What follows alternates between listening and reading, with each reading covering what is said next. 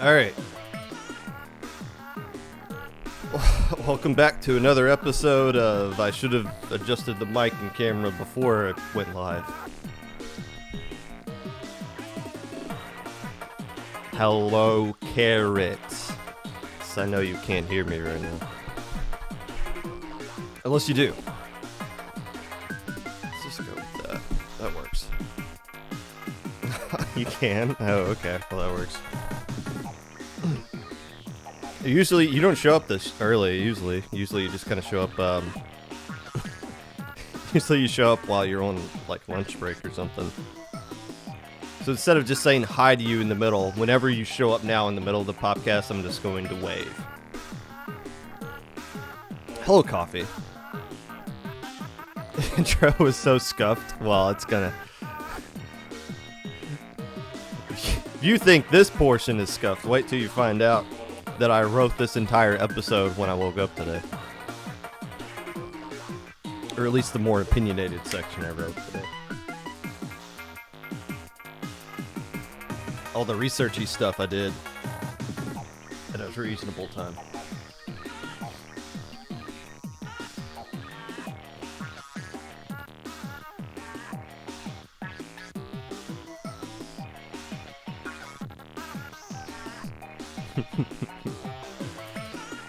Carrot, don't spoil it.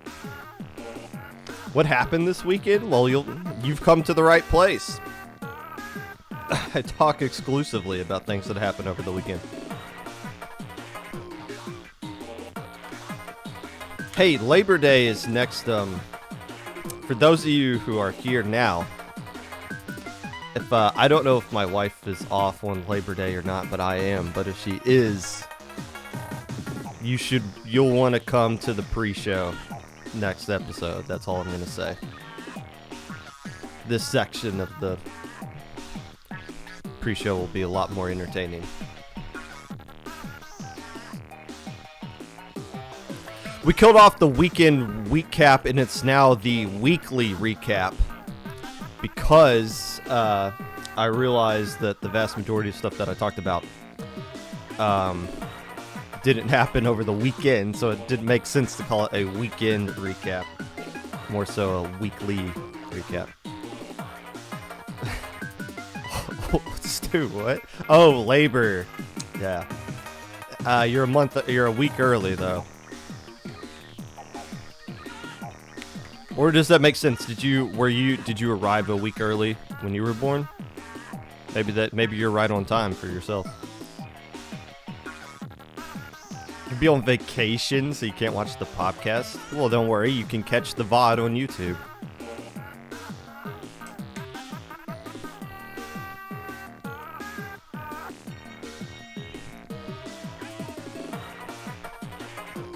Unless you don't want to. 2 weeks late and 12 pounds. Maybe that's why you're into wrestling. That makes sense. Hello, Jamie Jiggles.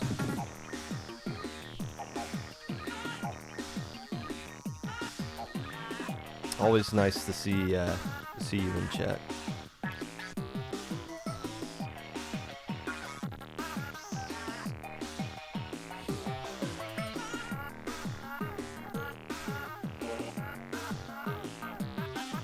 What did Haya accomplish?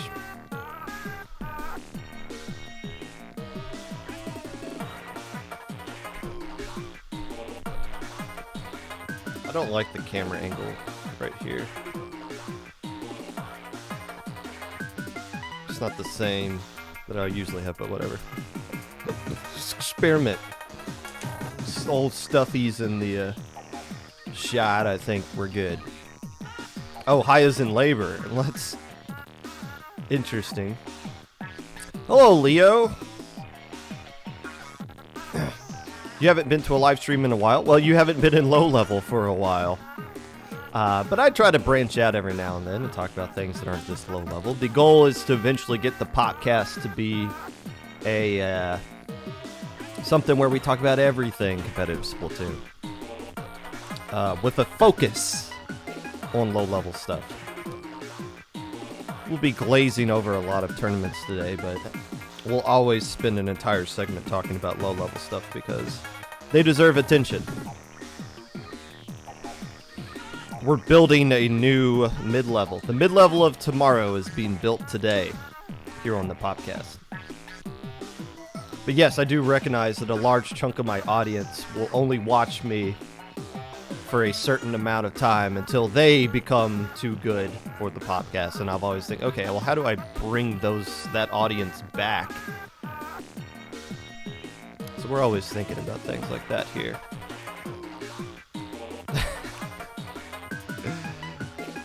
I'm not going to. Well, I might mention it, but I'm not going to full on rant about it. There are more pressing issues than scrims themselves.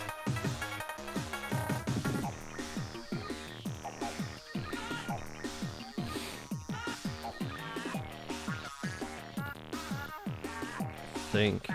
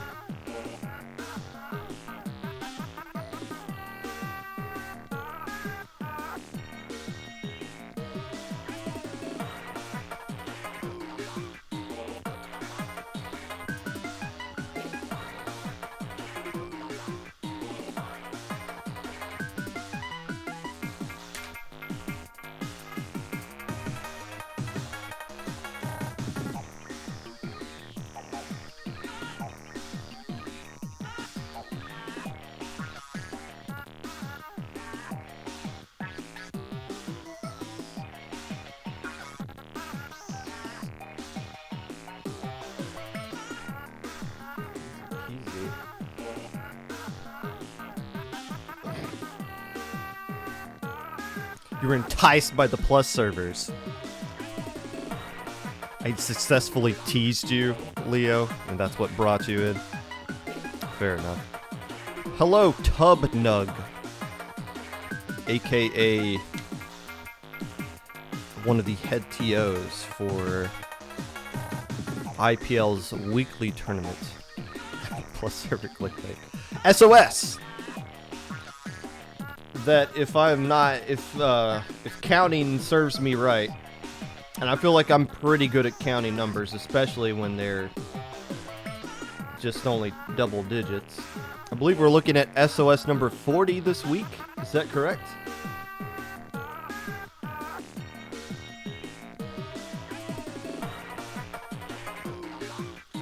That is right. SOS number 40. Wow. That's exciting stuff right there. Already 2 teams have registered for it. What? Why would they register now? Don't they know they could wait till literally the last 30 seconds before registration closes to register? Seems like a throw.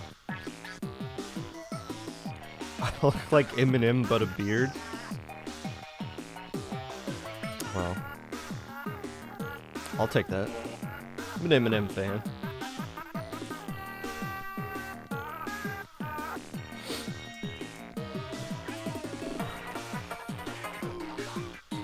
Popgun, can you tell me 8 down on my Spanish crossword puzzle, please? Quinceañera.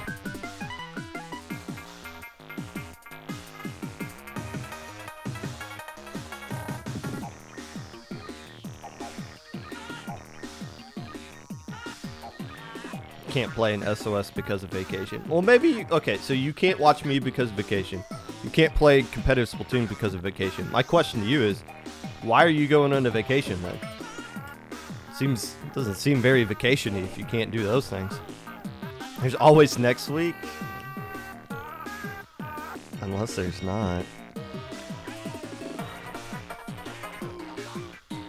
It's always the possibility of next week, I guess.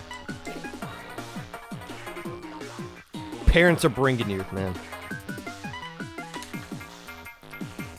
I always thought about this. What if I interviewed one of my parents on the podcast?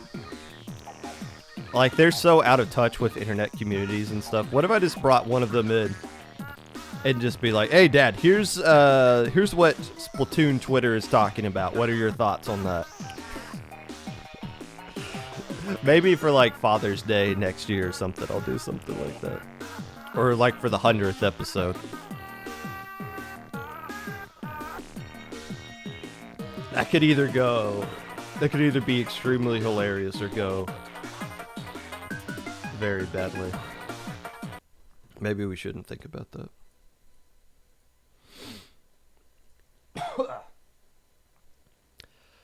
Hello, friends, and welcome back to the Popcast.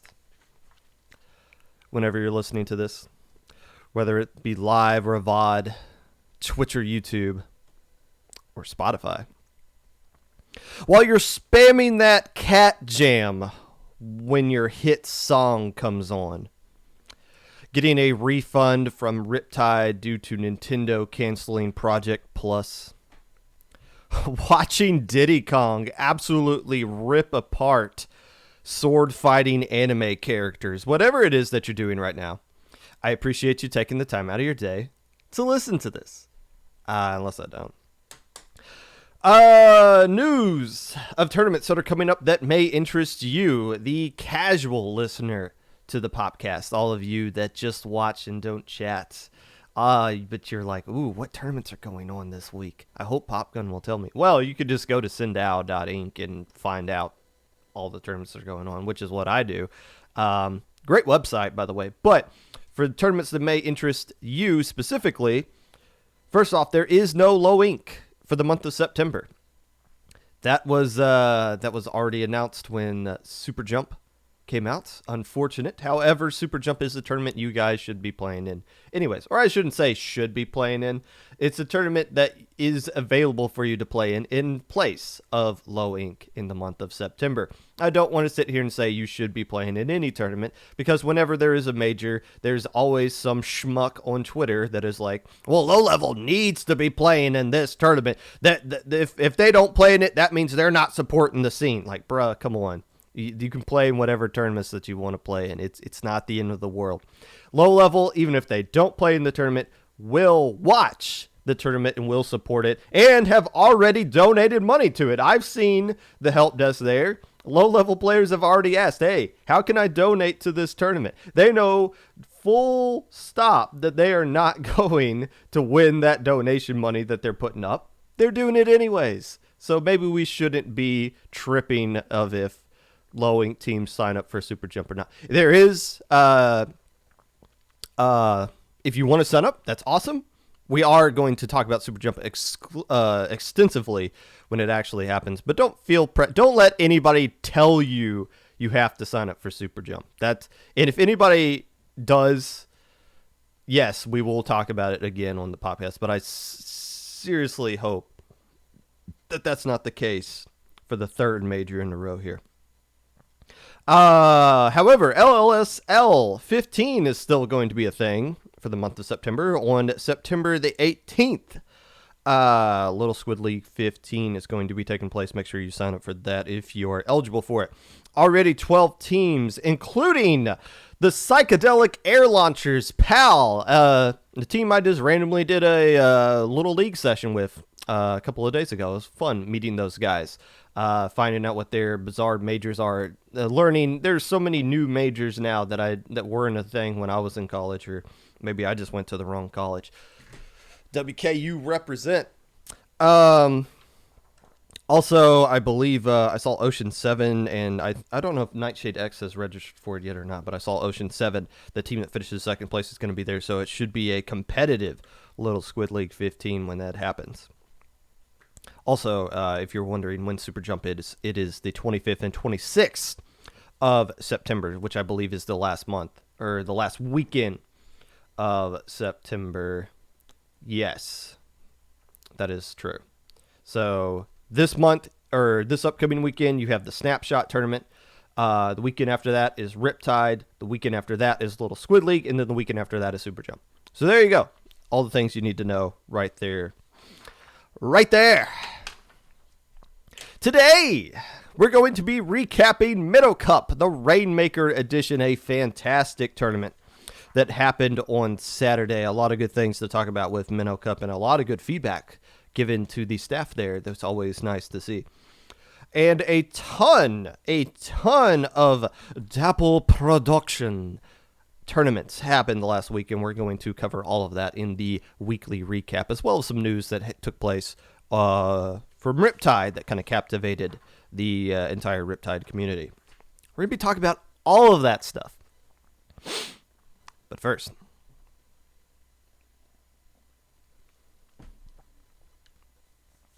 another month, another round of voting for the Plus server concludes. And of course, the cycle continues to spin on Twitter over and over and over again. The cycle that I'm talking about goes a little something like this. At the end of voting and everybody's happily placed in or outside of the Plus server, the cycle starts. Somebody on Twitter asking for a suggestion. Ooh, suggest me into +3. Can you spare a cup of suggestion, please, for me? And then that person does get suggested. And then somebody will leave a nice vouching comment for them, or a horribly sexist comment on their suggestion there. Then the voting comes around. How voting takes place, I have no idea how you can actually effectively vote in an informed way for hundreds of people. I know some people will just +1 everybody, and then if they actually know who the person is, they'll just auto +2 them. I know some people who take it more seriously and look at each in-depth comment that somebody left on a suggestion to figure out more about a player they don't actually know. And then there's just people who just do whatever and probably don't vote at all. So we'll talk a little bit more about that coming up. Then once voting comes out and we figure out who made it and who didn't into the Plus servers, there's two types of tweets that come out. The person who gets voted into a Plus server will tweet something like, LOL, I didn't even know I got suggested. I just woke up and I was magically a +2. Ha ha, I don't even play the game anymore. That's hilarious. And then the people who don't get voted in will tweet something like, what do I need to do to improve? I don't understand why I got voted out. You guys said to have results, and I went out and got results. How come I'm not in this? I don't understand. And then the cycle just keeps going on and on and on. The cycle's fine. I have no issues with the cycle whatsoever. That's going to be the trend for all of eternity as long as these Plus servers are a thing. Now, I do want to give a brief explanation as to what these Plus servers are, because I have seen on Twitter from some of the lower level players who are kind of who aren't even aware of what launch point and midpoint are. They were like, what is this +1 stuff that I keep hearing about? So let me just kind of grossly oversimplify if this is your first time hearing about Plus servers. So if you want to play with other people that are competitive players that you might not know, there are groups based off of skill level that you can get into where people around your skill level. If you're starting off in competitive Splatoon, checkpoint 1 or launch point is usually where you start. And those are application based. Those are not, you don't have to prove anything other than that you are at the skill level of everybody else that is in launch point. Midpoint is something you can get voted into when you reach that skill level, and everybody else in midpoint thinks that you're at that skill level as well. +3, 2, and 1, same kind of concept. +1 being like the best of the best that we have in the West Splatoon scene, basically everything outside of Japan. +2 still being extremely good at this video game. But just not as good as the +1, the cream of the crop. And then +3 is considered like the higher end of mid-level, but still kind of considered mid-level in its own right. Now, +1, 2, and 3, if we were to look at the community as a pyramid, +1, 2, and 3 are at the very top of that pyramid, like the top 1%. Now, the pyramid within the very top is its own kind of segregated thing that we'll look at in a quick second. But if you're in +3 or you're continuing to get into +3, you are still really good at the video game. It might be hard to think about comparing the other players that you're around. Well, there's still like 200 or so players that are better than me. But yeah, you don't take into account the millions of people that you are above being in consideration for +3. They might not all be competitive, but of all the people that are in competitive, +3 is still extremely good at this video game in its own right.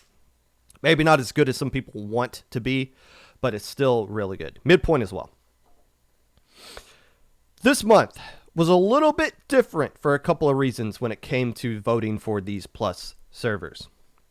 First off, being the month of August that we're in right now has shown a lot of women and non-binary people coming out and speaking about their experiences in these Plus servers, how it's basically come into a boys club to where it's just free harassment and judging and just overall uncomfortableness being placed on somebody who is not a male in this upper echelon of competitive Splatoon. On top of that, there was a second purge for just the second time in the 6 months that voting has taken place in Plus 3. There was a purge. So 33% of the time, Plus 3 is voting out more people than they're letting in. So those are the two topics that we're going to be looking at today. How voting affected those two particular situations and what that means for the future. Let's start off with the lighter topic, which is the purge thing. K-Bot sent out a tweet when voting concluded here, basically breaking down the percentage of memberships of everything that we have in Plus 1 and Plus 2 and Plus 3. Ideally, you would think, and we'll talk about this in a second, but you would think there would be more players in Plus 3 than in Plus 2 than in Plus 1, because that's how a pyramid works. There should be less people at the top and more at the bottom. Well, after the purge Plus 3 went through, here's the current breakdown of memberships. 4 more players got into Plus 1, 28 dropped out of Plus 2, and 58 got booted, as opposed to those who got increased into Plus 3, giving less members in Plus 3 than there are in Plus 2 for the second straight time. There is another kind of note down here. The purge was so large in Plus 3 that more votes were cast than the number of people remaining in the server. This made me realize that the charts were wrong about voting splits.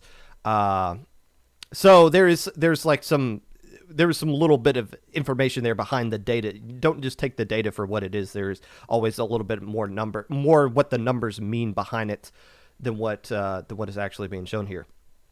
But regardless, the story is there are less people in Plus 3 than there are in Plus 2. Is that a bad thing? Does it really matter up to this point? The question is, why did the purge happen? Well, the main reason, I'm sure there's others, kind of several minor reasons that go into it, but the main reason behind it is the skill gap that kind of exists between the top and the bottom. When you have more players in a particular server, in this case, just a little bit less than 120 players, of course, the top 10 players are going to be massively different than the bottom 10. You can't find that many people at this high of a level of competitive Splatoon that are right with each other as far as skill level is concerned. So, the people in charge of Plus 3, which just so happens to be the people who are in Plus 3, you get a vote if you are in this thing, decided that this was going to be a purge month. Let's cut the fat and trim out this server a little bit. Now, the question also is Plus 3 supposed to have more members in it than Plus 2? I don't know. Again, if you look at it in theory, yes, it should, if you look at how a pyramid should work, but that doesn't necessarily mean that, oh, well, hey, this is what the numbers for Plus 2 is right now. That means you guys in Plus 3 need to go find 50 other players so that this pyramid works mathematically. It could be more of an issue with Plus 2 than it could be with Plus 3. It could be a thing where Plus 2 needs to trim some fat and put some of those players down in Plus 3. So I don't think you look at this data and you think, well, Plus 3 needs to get bigger. And I don't know if that's exactly the case that needs to happen. I think there's a little bit more of an in-depth thought that should go into that. But the problem is there's no real hierarchy structure other than people who get a vote. So the people voting are the ones who are going to create the pyramid for what it is. Regardless, if you get voted out of +3, here's what I've found. And other people were pointing this out last week. Does it really matter? Does it really change anything if you're not in +3? I can say from me personally, I'm not even in the plus servers. I have no intention of trying out for any of the plus servers, +3 or midpoint. Had people DM me, hey, do you want me suggest you in the midpoint? And I've told them both times, it's like, no thanks. I'm not really interested in that. I don't hate on the plus servers. It's just not something I think is something for me. I don't want to go through every single month and get judged by people half my age for a video game that I play. I feel like I can get the type of practice that I want to get without that level of high school clout chasing, so to speak. But what I found is, even though I have been not involved in +3 in any way, I can still get into a +3 scrim. I've counted. I've played in a total of 14 scrims from +3, even though I'm not involved in that server in any way. And it's not just all Destiny troops. A vast majority of those are from Destiny troops, scrims that we've been able to find, which have been hit or miss. But even just random pickups that I've done with some of my friends that are in +3. If you have a friend in +3, you essentially have access to everything else in there as well. Now, it might not be to the same extent. You can't ping for a scrim, but if you have a friend who does it for you, then you essentially can find these scrims, no problem. So on top of that, there's also the vouch system to where you can just if you have the ability to just vouch and automatically put somebody in. Well, if your friend got voted out, you can just be like, no, I'm bringing them back in automatically. And then they just go back in just to get voted out again, just to get vouched back in again. So it's like, okay, I get the idea behind the purge, but as other people were pointing this out as well, there are plenty of workarounds around to not being in +3 to still take advantage of everything that +3 has to offer. The other issue that we want to point out here with this past month, that all eyes were going to be on these plus servers voting because of the amount of people that were coming out and speaking out about their issues of being harassed because they are women or non-binary in the competitive scene, especially at the boys club level where we are in competitive Splatoon. Who would be voted out? Would there be retaliation against those who spoke out? These were the questions a lot of people had on their minds as they were looking over the final percentages of votes that took place over the weekend. As far as retaliation is concerned, we could not really tell. And we might never get the actual story of who voted down who for what reason, because you can't tell. There's always the easy excuse of, well, I just don't think they're not good enough at the game, or, oh, they don't have the results. It was like, well, wait a minute, what results are you looking for? Well, not the results you have, something else than that. So you'll never be able to know for sure if that was the case as to why somebody got voted out, or if it caught down to what could very likely be a possibility. Oh, they ratted out my friend, and I'm going to stick up for my friend. -2 automatically for you, because retaliation is a built-in system into these plus servers. But we'll never know for sure. There's an easy way to hide it if you wanted to retaliate against somebody for any reason.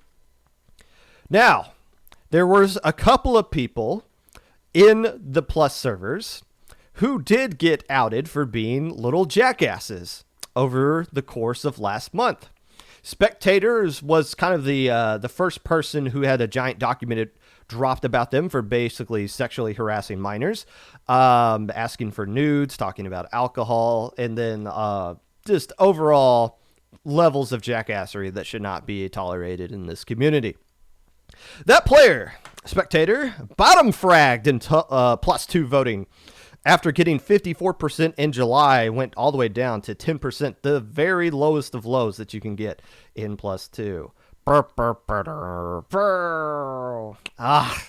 So close. Only 40 percentage points away from being still in +2, despite all of that nonsense.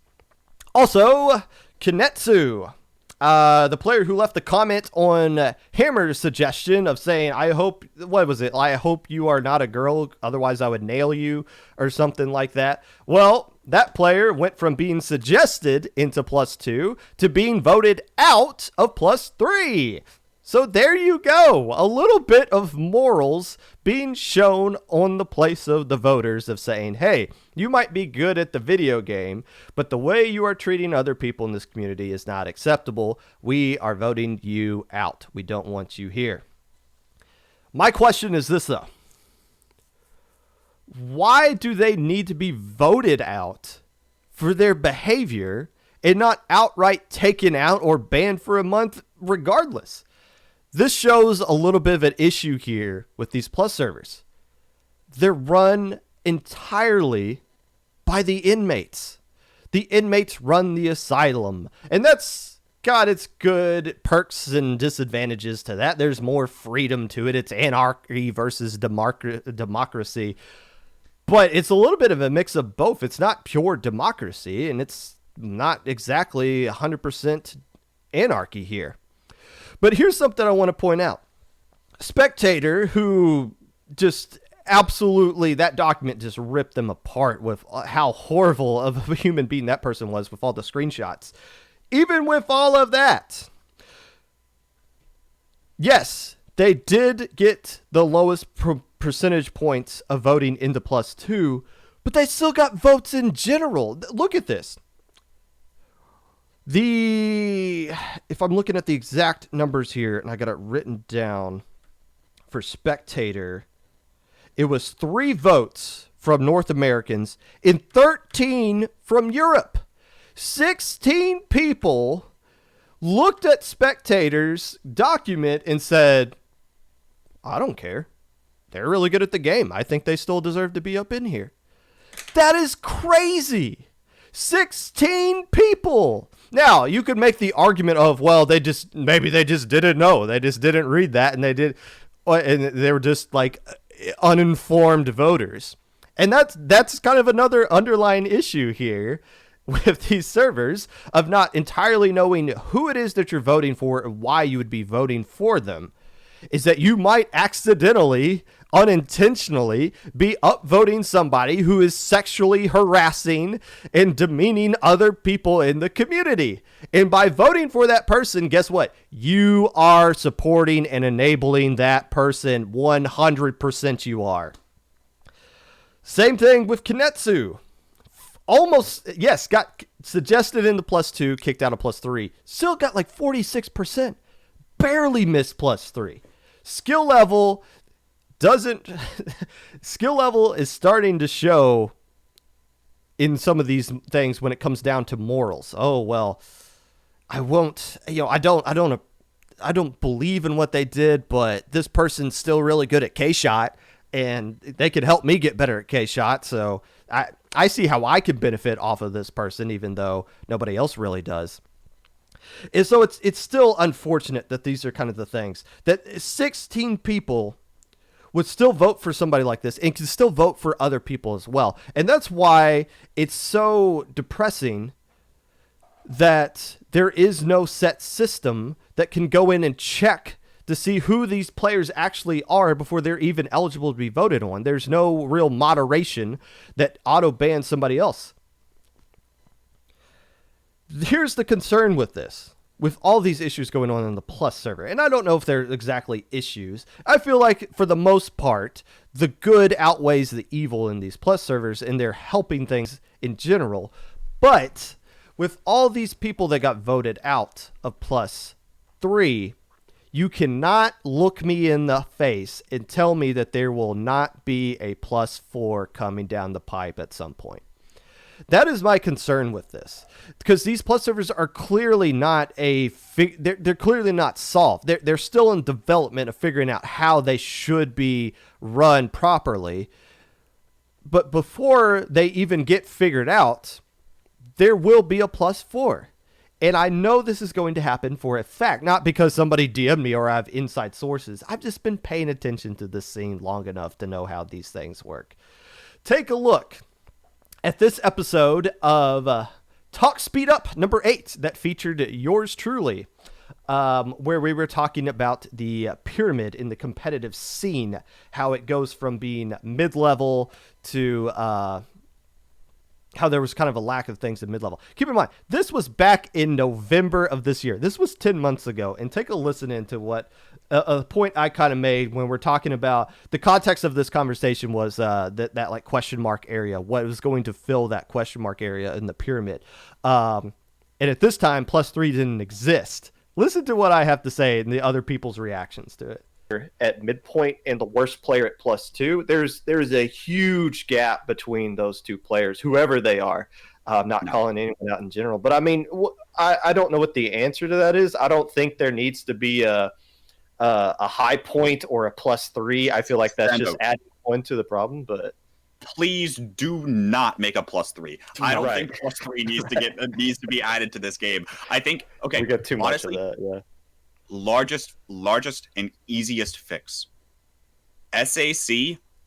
Well, then we go on to talk about how SAC kind of needs to improve to help mid-level scene there. But there you go. You saw everyone. K-Bot was like, no, do not make a +3. You saw Matt and Dura both shake their heads like, no, we don't need a +3. What happened just 5 months later? We got a +3.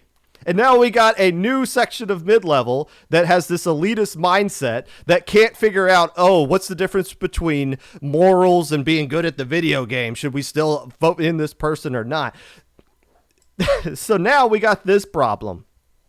And it's just a matter of time, I'm telling you right now, because people don't want to go back down to midpoint because there's a stigma. Oh, it's got mid in it. That means it's for mid-level. I don't associate myself as a mid-level, so I'm not going to go down and play with those scrubs. It's the same kind of stigma SAC has because it's got the word amateur in it. Oh, well, amateur means it's bad, so I'm not going to play it. I'm better than an amateur. No, you moron. We're all amateurs in this scene. Are you kidding me? Ain't none of us sponsored to the point to where we can be considered professionals. We are all amateurs. It's not a demeaning term. But this is where we are. You want to be in +3, not because it's good for your skill level or it's good to help you improve at the game. It's because you get to say you're in +3. It doesn't matter if you're actually in it or not because you can actually play in +3 scrims. But to actually be in it, then you can be the one who says, well, I'm in it. I'm better than everyone at midpoint. I'm too good for SAC. Midway, yeah, that's not for me. I'm in +3. +4 is coming right around the corner if these issues don't really get looked at. And right now, there is nobody to really look at them other than the people who are voting. And as we've seen, the people who are voting may or may not know exactly what it is that they're doing. With that being said, the future is a little uncertain with this. But clip this, because I'm telling you right now, with no inside information, just off of the top of my head from what I've been seeing in this community for the past couple of years, there will eventually be a +4, and then all of these issues from +3 are just going to bleed down to the middle section of mid-level, and then things are only going to get worse, unless the heart, whatever is actually in control of +3, takes, or the plus servers as a whole, takes control of this and starts a little bit more moderation, kind of like what Launchpoint is doing. But Launchpoint is a low-level thing. They don't know what they're doing. I don't know. The people growing from Launchpoint are going to be the new mid-level at some point and are going to be the ones taking over this scene once they get a little bit better. It's a new generation, new blood coming into the competitive scene. They might know what they're talking about. Unless they don't, like me. That's enough talking about that.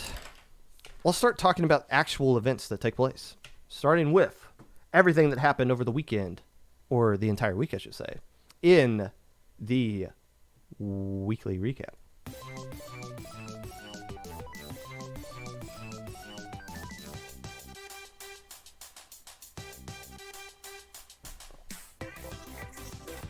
Nintendo ordered a cease and desist sent to Riptide for Project Plus, or I thought it was just Project M, but I guess Project Plus is what it was officially called, at least in the cease and desist that Nintendo sent to Riptide. Project Plus, if you're not familiar with that, basically think of Brawl except it doesn't suck. If somebody modded Brawl, Smash Brothers Brawl, and made it to where the movement in that game isn't total garbage. Well, that's a fan-made mod, and we know how Nintendo feels about things like that. So it got auto-denied by Riptide, or at least it made it this far.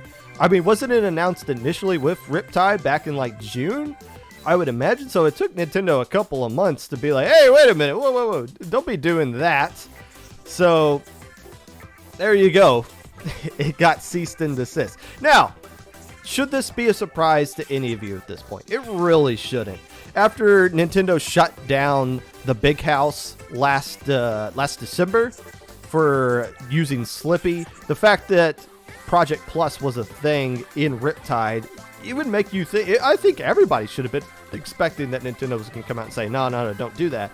Just play our actual game. So it should come across as a surprise. This has been Nintendo's trend up to this point. Not saying you can't be upset about it, but you can't sit here and act like this wasn't going to happen to some extent. Now, people are saying, well, hey, Splatoon people, keep an eye on this. This means Nintendo might do you dirty as well. I'm not totally convinced of that. Maybe I was back in December, but after seeing what Nintendo did with those NA tournaments, or I should say the United States tournaments, a couple last month, I think we're starting to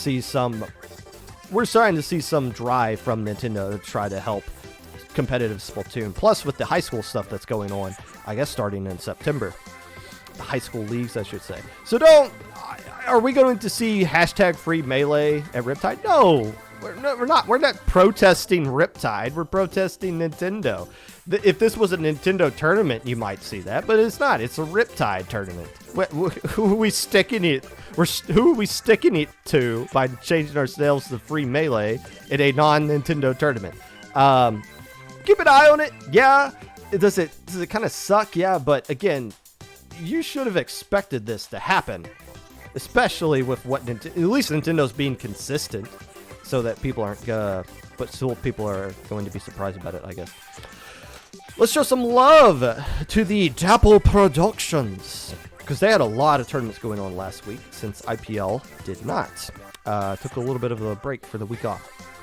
Starting with Paddling Pool, number 126. My goodness. Newport Cigarettes beat the Bubble Guppies to win Paddling Pool 126. The team that finished in third place, Tea and Crumpets with the Queen. Okay, so we got Newport Cigarettes, Bubble Guppies, and Tea and Crumpets with the Queen. All right. Paddling Pool 126. Is this the longest running tournament in competitive Splatoon history? I mean, yeah, you could say Low Ink is just a monthly, not a weekly, so there's not going to be 126, but it's still running the same amount of time. But as far as like each individual tournament actually happening, this has to be the biggest one, right? Like nothing even comes close to 126 times running as a tournament. I don't even think BNS even came that close, unless I'm wrong. Other tournaments happening. 2 on Saturday happened from Dapple Productions, starting off with the Speed Ladder seeding tournament for the Snapshot that took place on Saturday. It was a Speed Ladder that had 18 teams in it. Even though their Discord said they had 24 teams, I don't buy that. Only 18 teams actually played. Maybe 6 more signed up but didn't actually play because you don't need to check in for Speed Ladders. But I'm going with the 18 number of teams that actually participated in a game. How am I saying this? Tachibana won this tournament, going Tachibana. I think that's an A if I'm reading my handwriting correctly. Went 9-0 winning this tournament. Some of it went going 8-1, and there's no way I'm pronouncing this team that finished in third place. It's like Guru. They went 6-2, finishing in third place. How does the speed ladder for 18 teams work? I don't think it does. It still can, but you're not going to get those rapid, quick games that you saw in the Nintendo tournament when there's over 100 teams playing in it. Now, there is still a little bit of a benefit of doing a speed ladder for 18 teams over a Swiss, because you can play more games, which is the whole point. The point of this was seeding, so for their tournament that's going to be going on this upcoming weekend. So the more games you play, the more sample size there is for the seeders to see how good you actually are and where to place you in that upcoming tournament. As opposed to something like Swiss or group stage, what might be a little fair and determine a true champion, you're still going to play less games. You can get more games in faster with a speed ladder, even when there is a less amount of teams that are normally in tournaments like this. So that's why the speed ladder made more sense for this tournament. It's not about who actually won this tournament. It's about who's going to win next week. And it's important to point that out, because the team that actually won this, going 9-0, kind of cheesed it a little bit, because they did not play the teams that finished second, third, or fourth in this tournament. They dodged the next three teams right below them the entire time, even though they went 9-0. I'm not saying they purposely did that. I don't know how Smash GG's ladder works as opposed to Battlefy's ladder, where you can dodge people in Battlefy. I don't know if you are allowed to do that in Smash or not. I don't know how it's set up. But regardless, if you're looking at this tournament as who actually won it, no, don't, because speed ladders are kind of jank like that. But if you're looking at it from just the seeding standpoint, which is what the tournament was, no harm, no foul. Squid Junction. Man, I could spend a whole episode talking about this Squid Junction 9, because this was a pretty huge tournament, especially for Squid Junction standards, but for any tournament standards in general. +2 General VC ended up sweeping Cat Steelers 3-0 in grand finals of this tournament.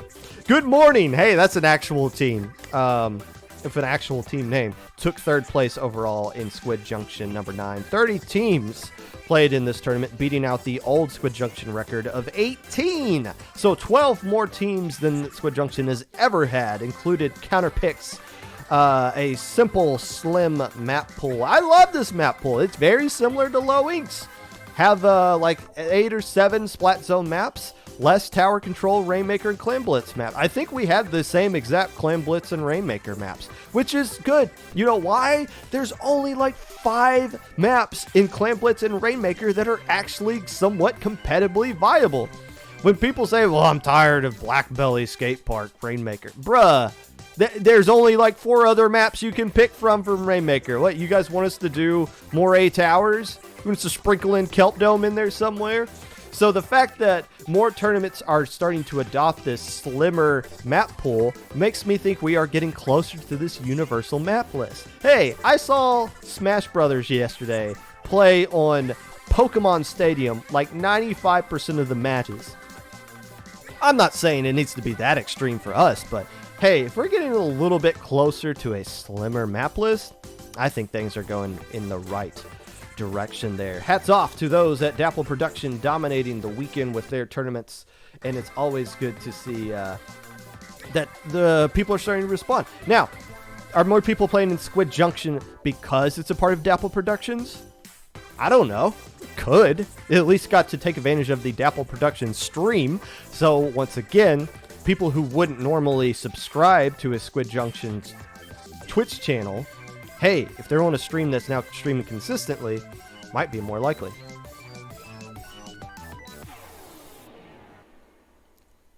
And that was the weekly recap here on the Popcast. Sponsored by Dapple Productions. Hey, if there's a tournament you want to play in and it's not IPL, odds are it's on Dapple Productions now, because those are the only 2 orgs that we got outside of the organization I'm about to be talking about that represents Minnow Cup, the Deep Sea Solution.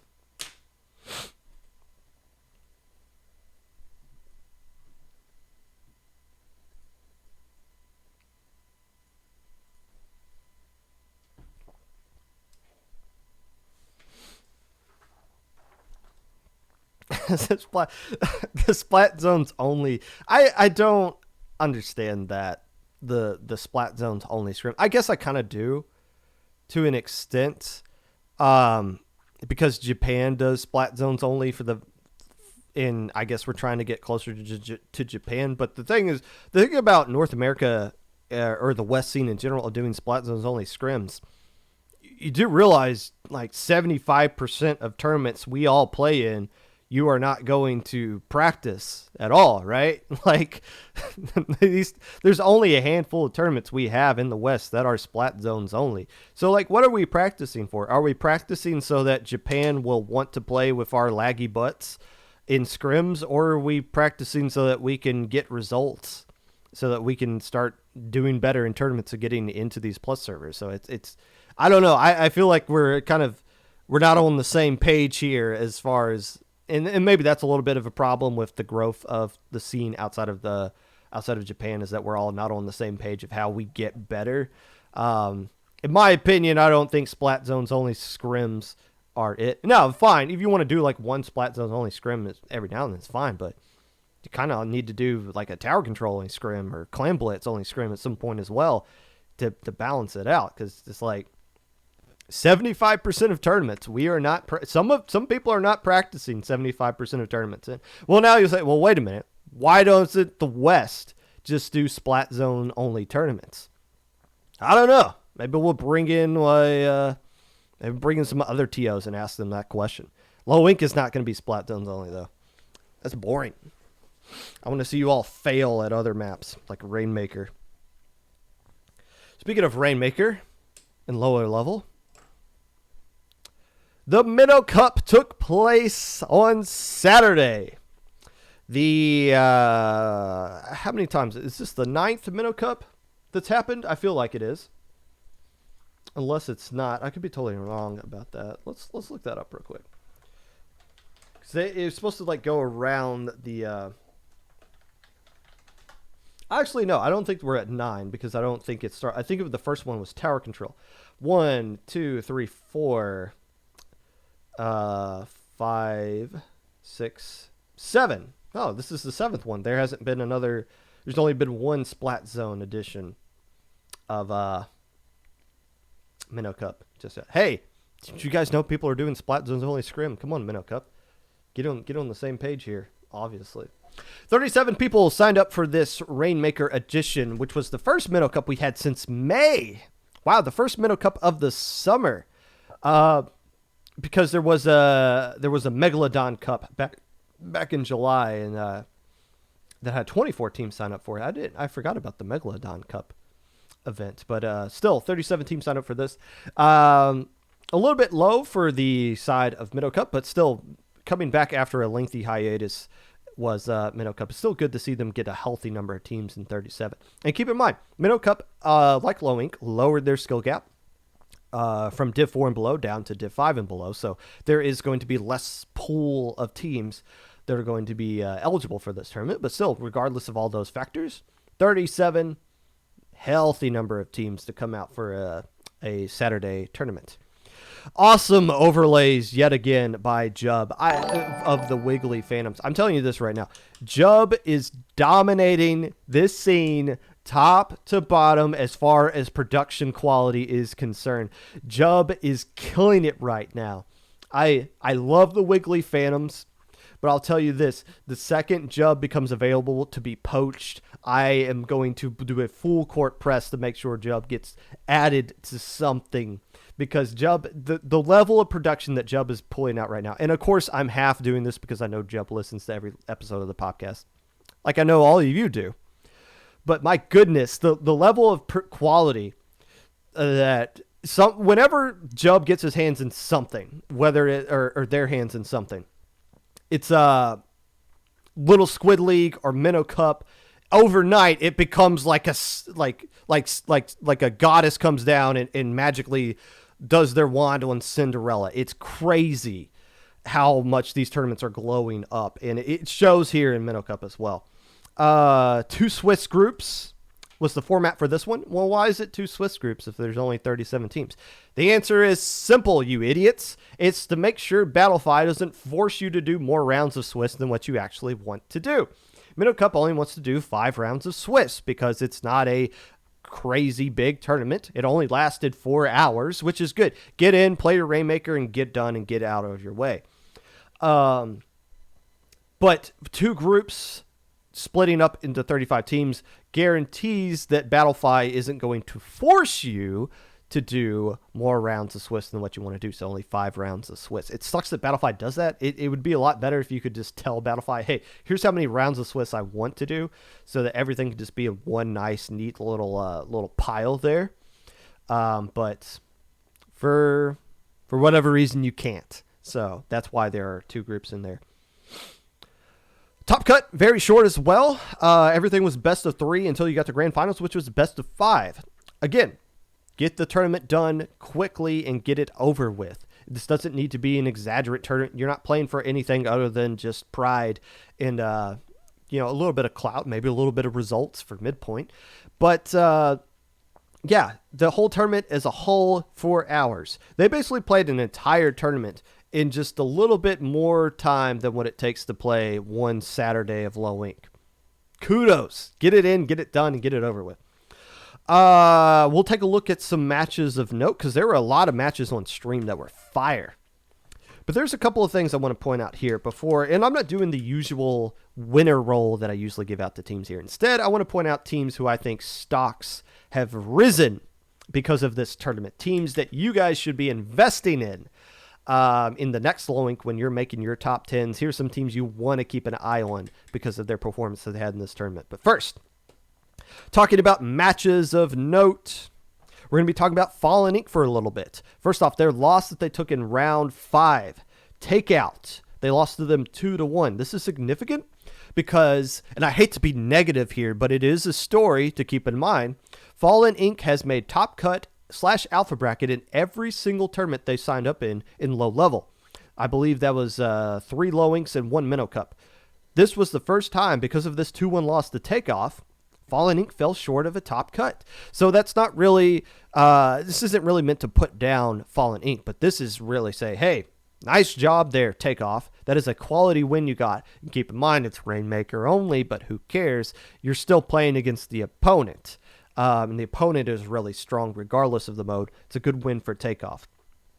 And Fallen Ink didn't really fall off here at all because they still played the number 1 team, Xenial,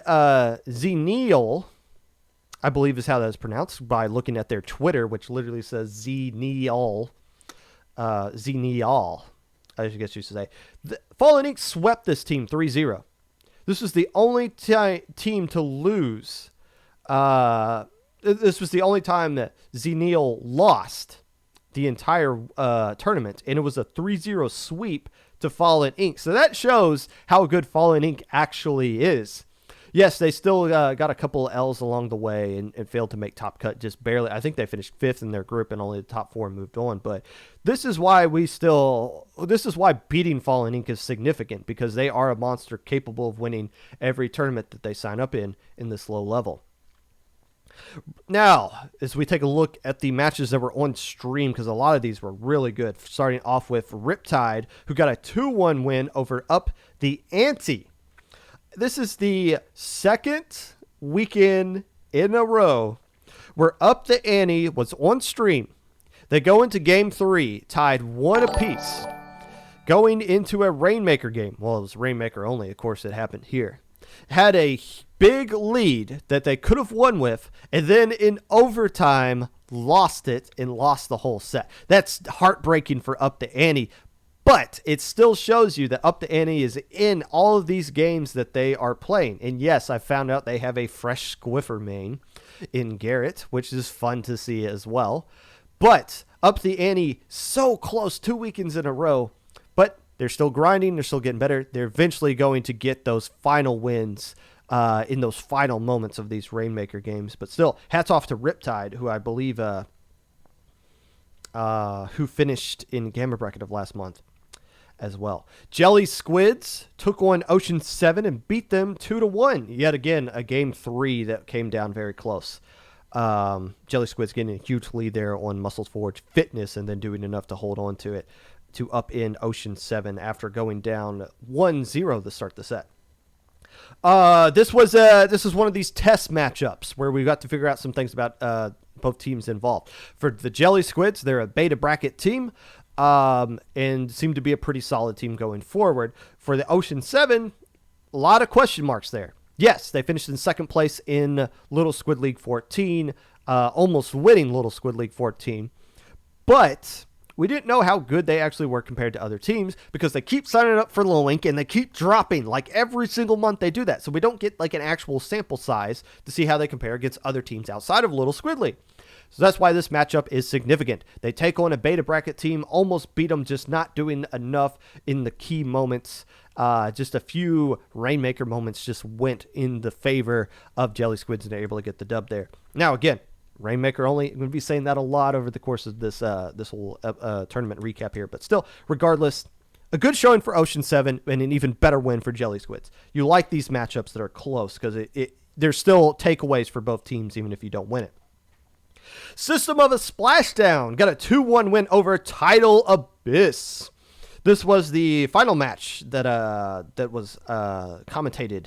That I commentated on stream to start off the tournament here in round 3. Both teams came into this one without a win. System of a Splashdown doing just enough. What was the Boonoop? Was that the name of the junior player who just every time they threw a splat bomb, it landed right where it needed to be to take out the right player. So System of Splashdown getting a nice win here. Tidal Abyss, a team that did make.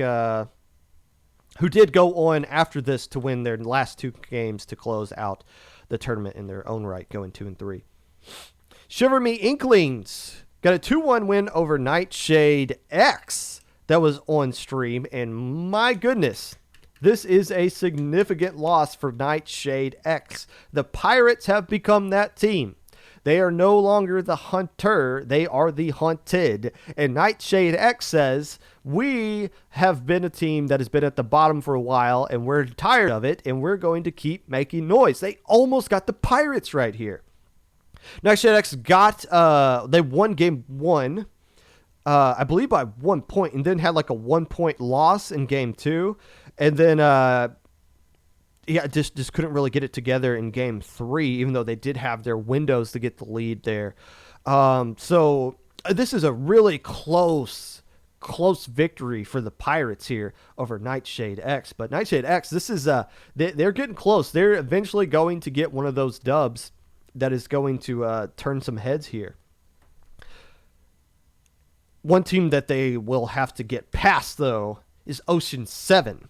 The team these 2 teams, I believe, are going to be, you can pencil them in as grand final teams here for the next Little Squid League 15, Nightshade X versus Ocean 7. And coincidentally, they played against each other in this tournament. 2-1 going into the favor of Ocean 7 was this result. So there you go. It's good to see that those teams are somewhat close to each other. It's Rainmaker, Popgun. Shut up. No one asked. But when I genuinely believe this will be the finals of LSL 15. I said Nightshade X would win it. I don't know. I think it'll be a little bit more close, but still, I'm calling it right now. This is your grand finals here, and it's good that these teams already have a little bit of history when they meet each other. Last, certainly not least, the team who ruined this perfect streak of games in Swiss that went to a decisive game 3. Shaming ITAP for spoiling everything by 3-0ing and sweeping Boba Tea. Great team name there.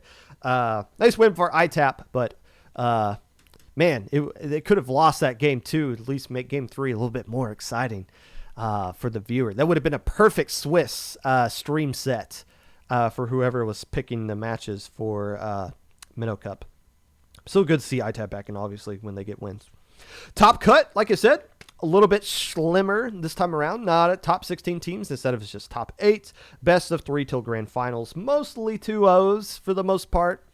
Not the most exciting matches, which is fine. You're going to see skill level start to separate itself when you get the top cut. Not all top cut teams are equal. But the grand finals, Xenial got a 3-2 win over New Rave, and this one was an instant classic until it wasn't. Xenial won the first 2 games in scrappy Rainmaker fashion. New Rave bounced back with the back of the Nautilus player J-Rod, I believe dropping a 25 bomb at some point on Wahoo World to help get New Rave back into this one, and a tied in a grand finals best of 5 going into a game 5 Rainmaker at Humpback, the whole tournament on the line, and what happens? New Wave gets wiped and the game's over in 30 seconds. A little bit of anticlimactic, but that's what happens when you run a Rainmaker only tournament. You run that risk. Easily the most the most anticlimactic game in that entire set happened in game 5. And here we go yet again. For whatever reason, this keeps showing up. The comp that Xenial used, double Sploosh 7 and a Tri-Slosher Nouveau. Hey, Splatter Swims over there saying like, whoa, what, only 2? You couldn't find a third Sploosh 7 to complete the set, but a very fast comp. And I thought, I watched that back a couple of times, that one play when they get the wipe. I was like, what? Why aren't they spawning back in? Was somebody wearing Respawn Punisher? Like, it feels like they should have spawned back in time to at least contest that final push. But they all had swim speed on, and they're all using fast weapons. So basically, as soon as they got that wipe, like all 4 of them just rushed the pedestal. And they got there so fast that it wasn't Respawn Punisher that kept the New Rave players from coming back in and stopping it. It was just the speed they had was too quick. So, yikes. A nice win for Xenial. And yes, it looks like it should be Xenial, right? If you're just reading it off the top of your head, Xenial. But I did look at their Twitter, and it does say Xenial. They enjoy it when people mispronounce their name. I think I saw that tweet, and I'm going to mispronounce everything just because I forgot how to read, or I was never really properly taught how to read.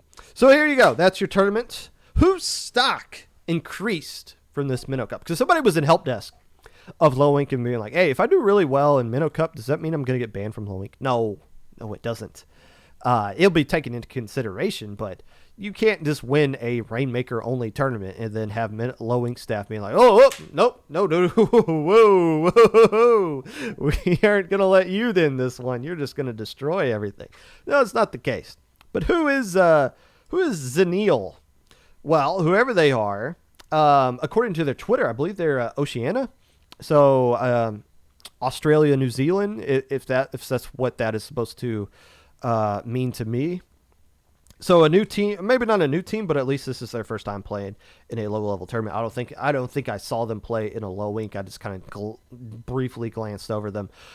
So that was cool to see them go into this Minnow Cup and not dominate it, because again, they got swept by Fallen Ink and they barely got past New Rave. So it looked like they were right at the same skill level as everybody else there, which is nice to see from their standpoint. But I'd like to see these guys at Low Ink for sure. Is it just the Rainmaker that's their thing? Because I don't think you can run double Sploosh and Tri-Slosher Nouveau in other modes, unless I'm mistaken.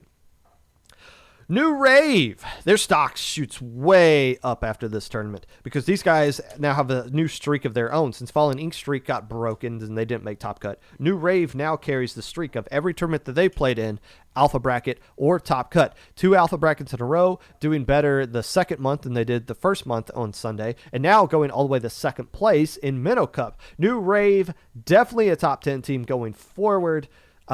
Maybe a top 5. I don't know. It depends on who signs up for the next Low Ink. We're still going to be a couple of months away from the next Low Ink, but New Rave definitely stocks increasing here. Myopsidus. Haven't really talked about these guys much, but they did play in this tournament and actually got the number 1 seed in top cut because they went undefeated in their group 5-0, a group that included Illumini, the Pirates, the Wiggly Phantoms, and Shining Storm. They 5-0'd that group. Now, the only team to beat Myopsidus was the team that won the whole tournament, Xenial. So here was the question about Myopsidus. Was July a fluke for them? Because they finished, top 4, top 5 in July of Low Inc. when they made Alpha Bracket, not just qualifying for Alpha Bracket, but showed up on Sunday. So the question was, is that who Myopsidus really is, or was that just an outlier? Well, 5-0 in your group and only losing 2-1, by the way, to the team that won the whole tournament is a pretty good sign that Myopsidus is the real deal. So their stock definitely increases even though they lose in round 1. Power Inc., for sure, a top 10 team going into the next Low Inc. Finished in top cut here. I believe they finished in 4th place overall. Yes, they did. They beat Illumini 2-0 in top cut, lost to the number 1 team, lost to Shining Storm. So there you go. Power Inc., a team that is now consistent. They won beta bracket, making alpha bracket, making top 4 here in Minnow Cup. Power Inc. is the real deal. Stock increasing definitely from what they showed in this tournament.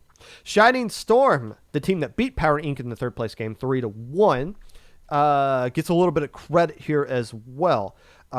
They finished, this team used to be playing in Low Inc. back when Div 4 teams were allowed and was making alpha brackets then, but hasn't really lived up to the same kind of hype that they were getting back in December. January wasn't really a strong month for them in Low Inc. They did make alpha bracket last month as well, but I think they got eliminated in the first round of losers. So Steer coming back out here, getting 3rd place here. Shining Storm getting back on the right track to being that team that was continuing to win Low Incs last year.